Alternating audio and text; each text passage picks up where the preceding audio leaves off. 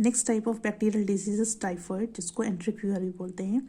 और इस बीमारी में या इस डिजीज में इंटेस्टाइन के अंदर बहुत ही शार्प इन्फेक्शन हो जाता है, एक्यूट इन्फेक्शन क्रिएट हो जाता है। इससे पॉजिटिव एजेंट है रॉड शेप बैक्टीरिया, ठीक है, जिसको बोलते हैं साल्मोनेला टाइफी। तो यहाँ पे आप फिगर देख सकते हैं, this is a figure of salmonella typhi. ये रॉड शेप बैक्टीरिया है, ठीक है, और इसके बाहर जो आप ये देख रहे हैं, दीज आर एक्चुअली फ्लैजेला। सो ये कैसे ट्रांसमिट होते हैं? अगर खाना और पानी उस पेशेंट के फीकल्स से कंटेमिनेटेड हो जाए, दूषित हो जाए, जिसको ये बीमारी है, ठीक है, अगर उसको टाइफाइड है, अगर ऐसे पेशेंट के फीकल मैटर अगर वाटर और फूड को पॉल्यूट करते हैं, तब ये ट्रांसमिट होता है।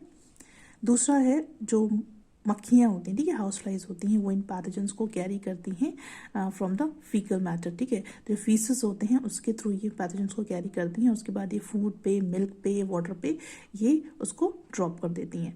देन पैथोजेंस एंटर होते हैं माउथ के थ्रू, इंटेस्टाइन तक पहुंचते हैं, और वहाँ पे ये इंटेस्टाइन के अंदर लीजन कॉज करते हैं इंटेस्टाइनल वॉल में। लीजन मतलब होता है घाव, ठीक है, घाव बना देते हैं इंटेस्टाइनल वॉल में। इनका इंक्यूबेशन पीरियड वेरी करता है 1 से 3 वीक्स तक, ठीक है, 1 to 3 वीक्स तक इनका इंक्यूबेशन पीरियड होता है, ठीक है।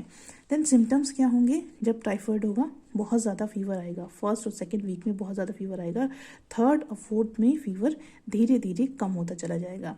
देन बहुत ज़्यादा सर में दर्द होगा, बॉडी में बहुत ज़्यादा पेन होगा, वीकनेस होगी, भूख नहीं लगेगी, कॉन्स्टिपेशन होगा, पेट में दर्द होगा, लीवर और स्प्लीन जो है उनका साइज बड़ा हो जाएगा, यानी कि सूजन हो जाएगी उस एरिया में। तो जो इसके जो सीवियर केसेस होते हैं, ठीक है, बहुत ज़्यादा सीरियस केसेस होते हैं, उसमें क्या होता है, जो इंटेस्टाइन होती है वो परफोरेट हो जाती है। परफोरेट मतलब इंटेस्टाइन के अंदर होल्स बन जाते हैं, और उसकी वजह से डेथ भी हो जाती है। तो टाइफाइड फीवर को कंफर्म किया जाता है बाय विडाल टेस्ट, ठीक है। विडाल टेस्ट में ब्लड सैंपल लिया जाता है और उसमें टेस्टिंग की जाती है, और पता लगाया जाता है कि किस ऑर्गेनिज्म की वजह से ये कॉज हो रहा है, ठीक है।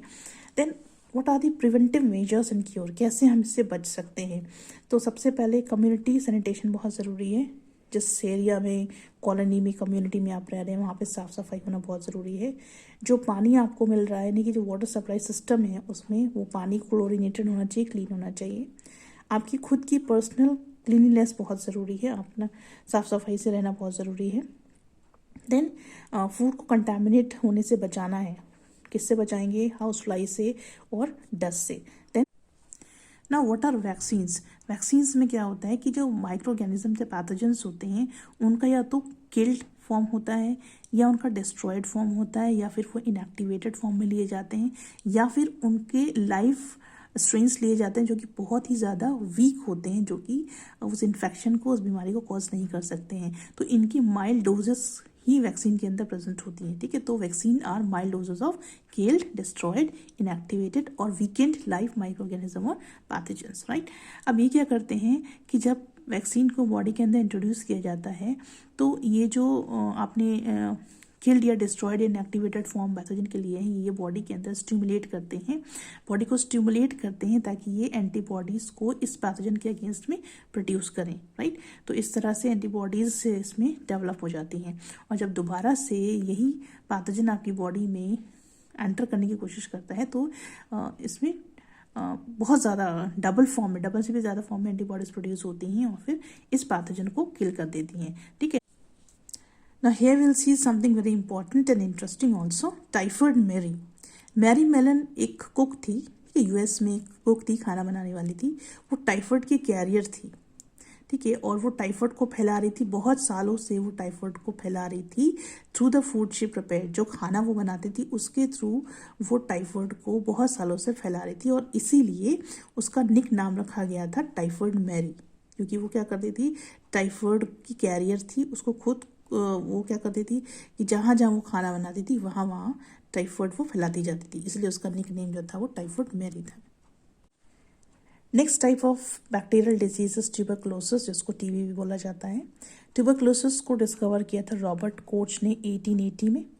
इसका कॉजेटिव एजेंट है माइकोबैक्टीरियम ट्यूबरकुलोसिस, जो कि रॉड शेप बैक्टीरियम है, और ये रिलीज करता है एक हार्मफुल टॉक्सिन जिसका नाम है ट्यूबरकुलिन।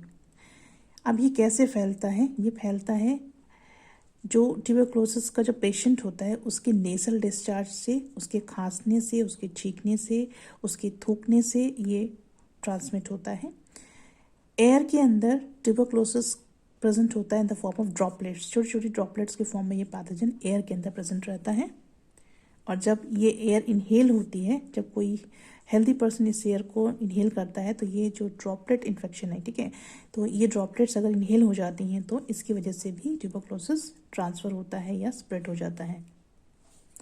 इसका इंक्यूबेशन पीरियड 2 to 10 वीक्स होता है। ट्यूबरक्लोसिस में बेसिकली लंग्स ही इफेक्ट होते हैं, और जब ये लंग्स को इफेक्ट करता है तो उसको बोलते हैं lungs tuberculosis.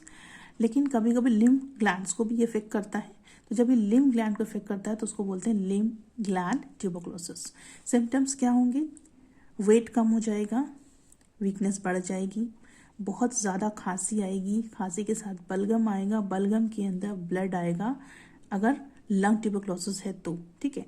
Then fever, chest pain होगा, फीवर होगा और सांस लेने में दिक्कत होगी, जो इसका एडवांस स्टेज होगी ट्यूबरक्लोसिस की।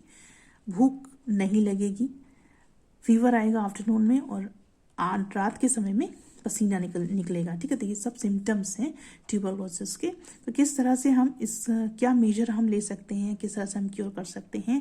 तो बेसिकली हम कर क्या सकते हैं कि डार्क रूम में नहीं रहना है, बहुत ज़्यादा पॉल्यूटेड एरिया में नहीं रहना है, कंजस्टेड एरिया में नहीं रहना है, प्रॉपर रेस्ट लेना है, सिंपल डाइट लेनी है, फ्रेश एयर लेनी है, टीबी के पेशेंट को आइसोलेट करना है, और अगर आप टीबी के पेशेंट को कभी विजिट करने जा रहे हैं तो अपने मुंह को हमेशा कवर्ड रखें, राइट। देन बीसीजी का वैक्सीन लगता है टू प्रिवेंट द ट्यूबरक्लोसिस, ठीक है। तो अगर हम ये वैक्सीन अप्लाई कर लेते हैं तो हम इस बीमारी से बच सकते हैं। तो यहाँ पे हम फिगर देख सकते हैं, ट्यूबरक्लोसिस का फिगर है, और यहाँ पे लंग्स के अंदर जहाँ जहाँ आपको ये ब्लैक ब्लैक सा पोर्शन दिखाई दे रहा है, ये पोर्शन दिखा रहा है कि किस तरह से यहाँ पे ट्यूबरक्लोसिस जो है वो इफेक्ट हो रहा है, लंग्स को खराब कर रहा है, स्पॉइल कर रहा है, डैमेज कर रहा है। अगर लिम्फ ग्लैंड में ट्यूबरक्लोसिस होता है तो उसमें क्या होगा कि जो लिम्फ के जो नोड्स हैं उनमें स्वेलिंग आ जाएगी, सूजन हो जाएगी, और लिम्फ ग्लैंड्स डिस्चार्ज कर सकती हैं सिक्रीशन को थ्रू द स्किन, स्किन के बाहर ये सिक्रीशन को डिस्चार्ज करने लगती हैं अगर लिम्फ ग्लैंड के अंदर ट्यूबरक्लोसिस होता है तब। कंट्रोल ऑफ बैक्टीरिया, हमको मालूम है कि ह्यूमन बींग्स जो हैं वो बहुत सारे वैरायटी ऑफ बैक्टीरियल डिजीज़ से सफ़र करते हैं, और सम ऑफ विच, इनमें से कुछ ऐसे डिजीज़ हैं जो कि एपिडेमिक फॉर्म ले लेते हैं, लार्ज एरिया के पीपल को इफ़ेक्ट करने लगते हैं, और इन बीमारियों को फैलने का जो मेन कारण है वो जो जिस चैनल से ये स्प्रेड होते हैं वो वाटर एंड फूड ही है। तो हम क्या कर सकते हैं, क्या मेजर्स हम इन बैक्टीरियल इन्फेक्शन को कंट्रोल करने के लिए ले सकते हैं?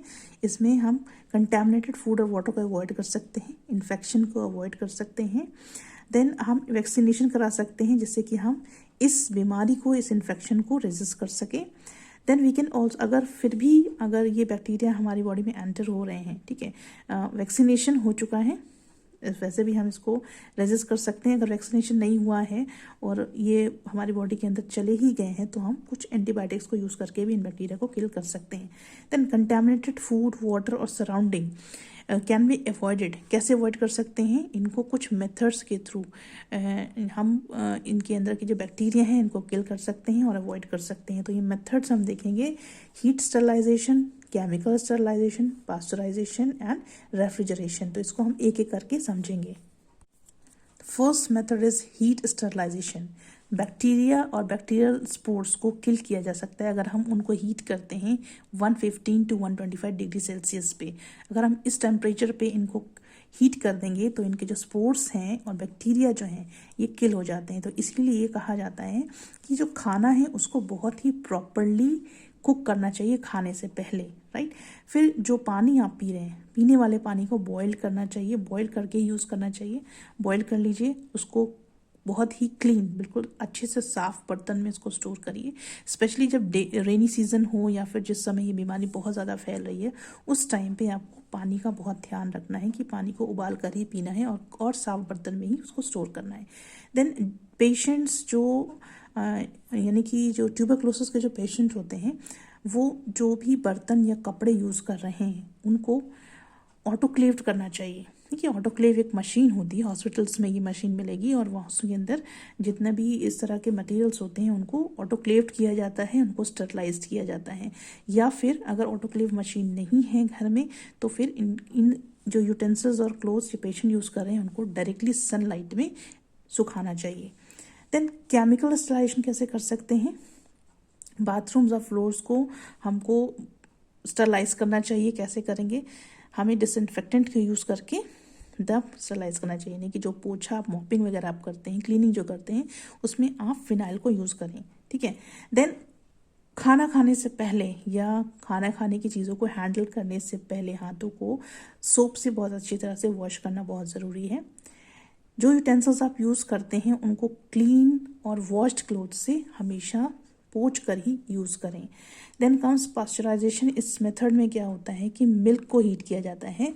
या तो आप 62 डिग्री सेल्सियस पे इसको हीट करते हैं 30 मिनट्स के लिए, या फिर 70 डिग्री सेल्सियस पे इसको हीट करते हैं फॉर 15 to 30 सेकेंड्स के लिए, राइट।